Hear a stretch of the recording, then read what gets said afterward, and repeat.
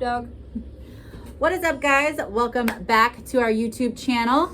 As you can tell, based on our clothing, the seasons have transitioned here in Washington. It's a little cold, and I don't know if you saw, but smoky. It's the worst air quality in the world right now. Disgusting so, here. Seattle.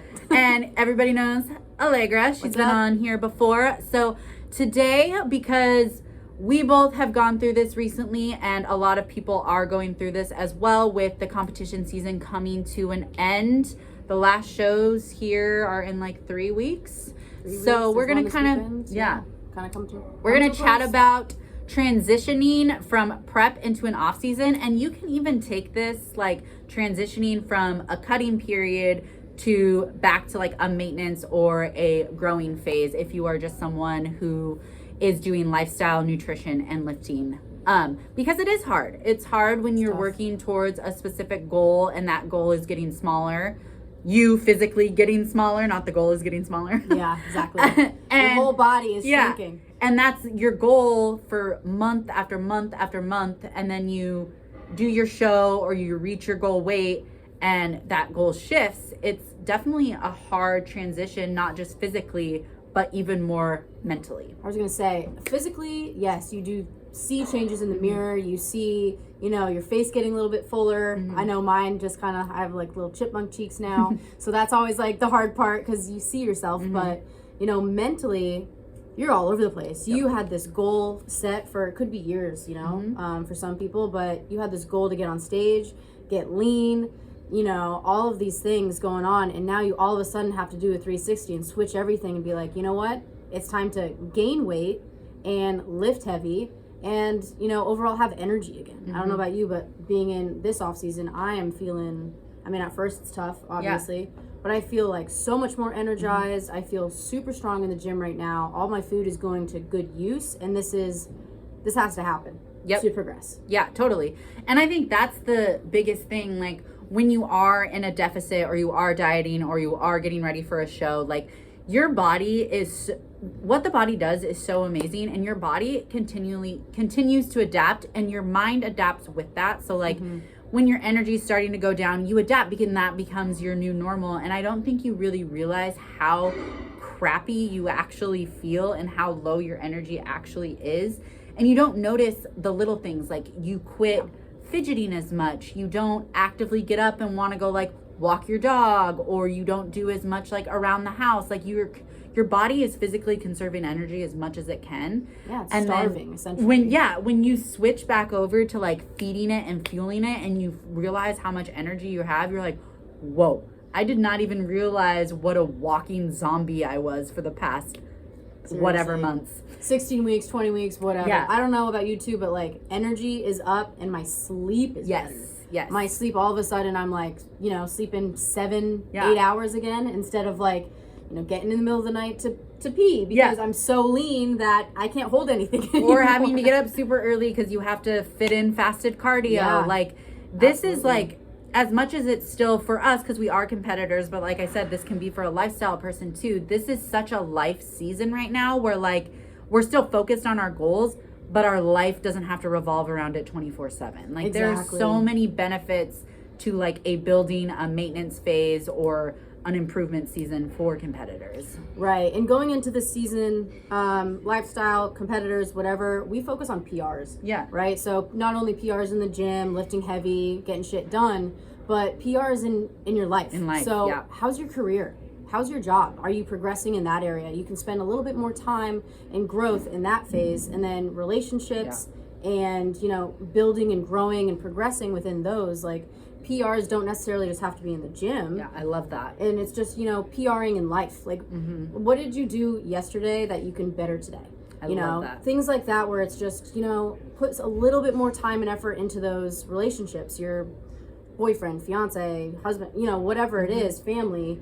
Go out to dinner. Enjoy it. This is your time to just relax. Have more balance. Yeah. And as live much your as you life. want to say balance, in and out of prep, it's kind of hard. Yep. But, having those PRs and spending more time with family and friends. I love the life PR. Life PRs, yeah. And another thing too that you're able to focus on more is recovery. Like in prep, you don't have as much time in prep or in a dieting phase because you have more cardio, you're in the gym more, you're less energy, you're not as up to like go out and get a massage, or you're not as to stick around and foam roll or stretch after your lift because you just want to go home and sleep. So really focusing on recovery, because as much as people think the muscle's built while they're in the gym, yes it is, but like you're breaking that muscle down in the gym. It's actually when it's repaired and recovering when that muscle is physically rebuilt. Yeah, especially with the food, right? Like you need food not only to fuel your body, but you need food to rest and recover your body. Because if you don't have as much, calories as you did before, now it's like, oh, I can actually keep building on top of what I actually have instead of breaking it down. Yeah, I don't have to utilize this for my daily tasks. Exactly, like day to day, like write stuff down. It's like, oh, this is freaking exhausting. Yes. But like now being in off season, having that energy and having that recovery and sleep, rest, all that stuff, you can excel in just about everything else. Yep. So. And again, like we're going to come back to training because that is what we all love to do. Like that's why we're here. Like put that food that you're using, because like I said, you will generally you'll be at a higher calorie, either a maintenance phase, or you'll be eating in a surplus to really focus on growing that muscle that Allegra was just touching on.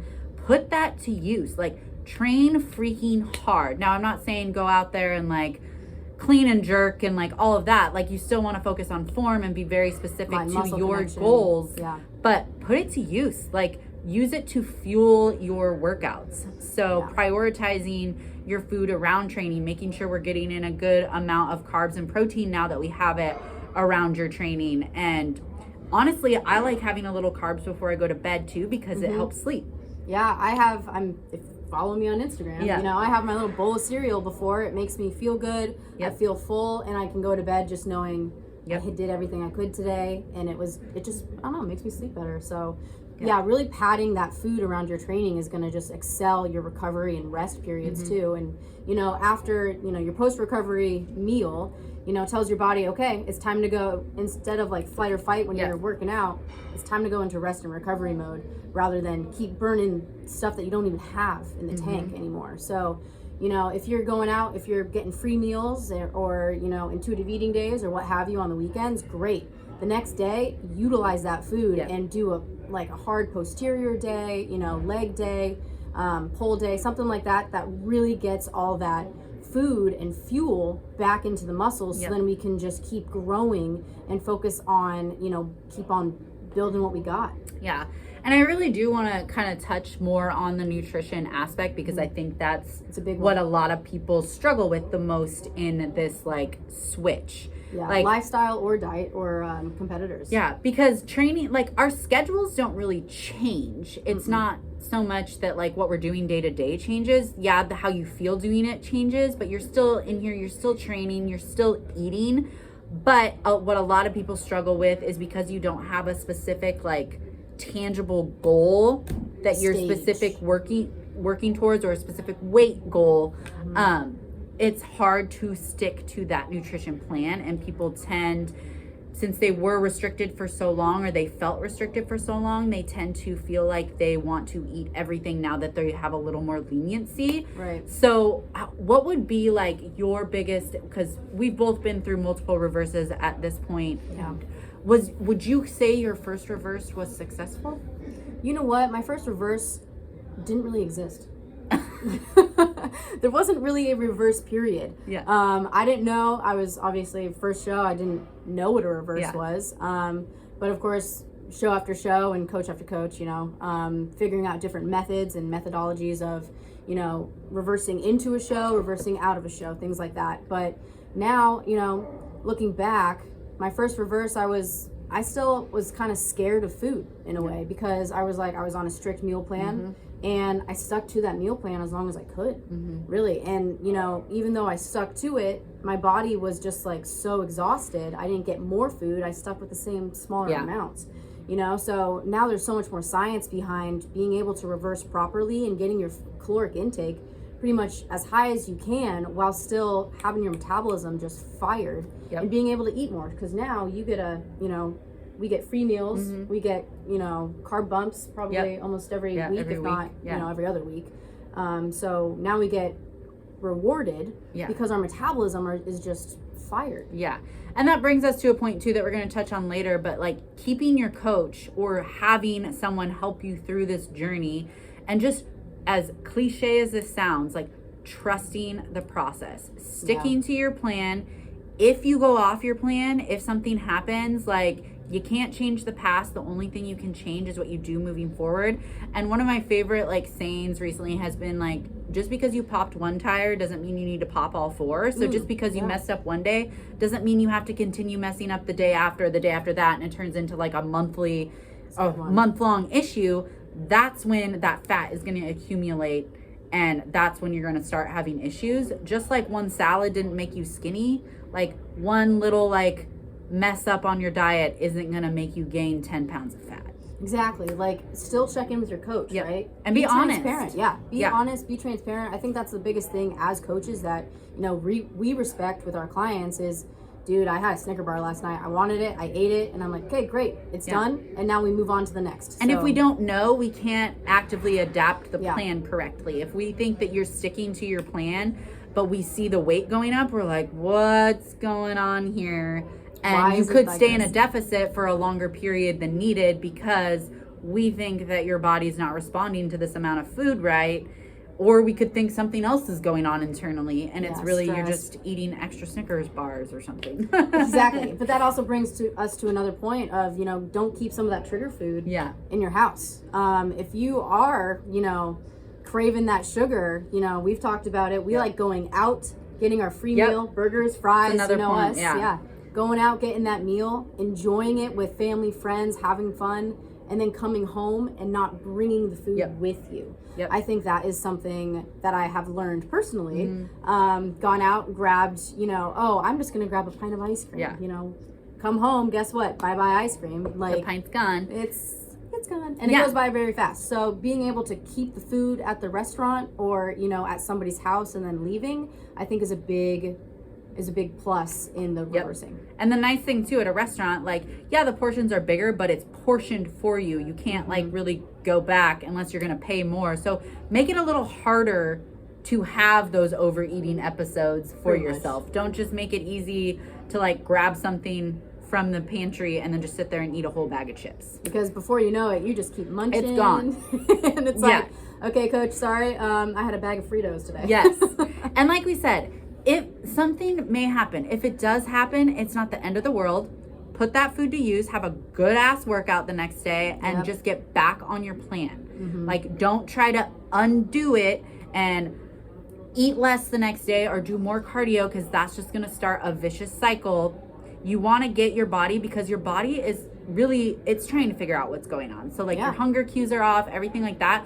Once you have done this long enough, your body's going to be at a happy point and you're not going to feel those urges anymore. But it's the first like month to 2 months that's really going to take some just being disciplined in a whole different way. You did it for 16, 20 weeks before. So just tack on 5 more weeks. Like I talk to people and it's like, okay, your prep is, let's say it is 16 weeks. Guess what? You got now an extra 5 because that's your reverse period. And that's even more important, and if not harder, than prep, right? So, being able to just keep that mindset going where it's like, okay, I'm still in prep. Food is always going to be there. The stage is always going to be there. So you just got to, do what's best for your body. And that's being able to fuel it with more food. And utilize your support system. Like, don't feel like everybody else has it figured out and you're the only one that's messed up, or you're the only one that has hard days. You're not. You messed up. Yeah, I've messed up. She's messed up. Like, we see ourselves differently. Like, we are our own biggest critics. So lean on your support system. Don't be afraid. Lean on your coach. Lean on your friends. Lean on people in the gym. If you don't have anyone to talk to, message us. Because body image is real. We all struggle with it. It's tough. Men, women alike. We all struggle with it. And like I just said, we're our own biggest critic. Her and I message each other all the time. Like, we just talked through my check-in before we did this because I'm reaching that point now where like I'm feeling so strong, and like I feel good and I still look good. I just like, it's that adjustment. You're just not stage lean anymore. It's just adjusting back to quote unquote normal life. Whatever that may be for anybody. So just remember, you are going to have days where you don't feel your best, or you look in the mirror and you don't necessarily like what you see, but remember, you don't see yourself like anybody else does. And where you're at, and usually in a reverse, is your healthiest. We talked about it, your energy, your sleep, all of these things. And you're somebody else's, like, pretty much model in their eyes, right? Oh, 100%. So you're somebody else's body image beauty. And it's like, hey, I'm ripping myself apart because I don't have jawlines anymore like I used to. My abs are kind of gone. But your strength is up, your energy's up, your sleep, recovery, everything is where it's supposed to be. And like we said, you're making those life season PRs. Yes. So enjoy it, live it up. Yep. But, lean on your support system and coach when you need it. And like Danielle said, we'll always be here if you guys need a, soundboard pretty much.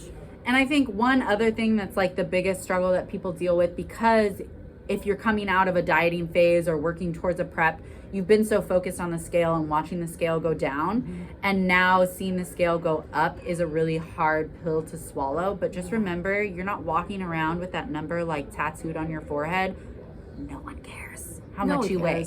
And nobody even wants to like comment on that, right? No. It's like, oh, you're looking a little big today. Yeah. It's like, you look good, you look healthy, and you're moving weight, man. Like, doesn't matter if you weigh 120, 140, whatever. No one cares. And honestly, most people prefer us with a little bit more meat on our bones. I know my fiance does. Yeah, I know. Jeff does. Even like Jeff's mom will be like, you don't look dead anymore. Exactly. Like, we don't look like we're just struggling to get out of bed. Yeah. It's like we actually have life to us again. And that's what we need to kind of just dive in and, head first and go for it. Yep. And just remember that this is what's needed to continue to progress in whatever your goal may be. Yeah. We got your body can't constantly be dieting.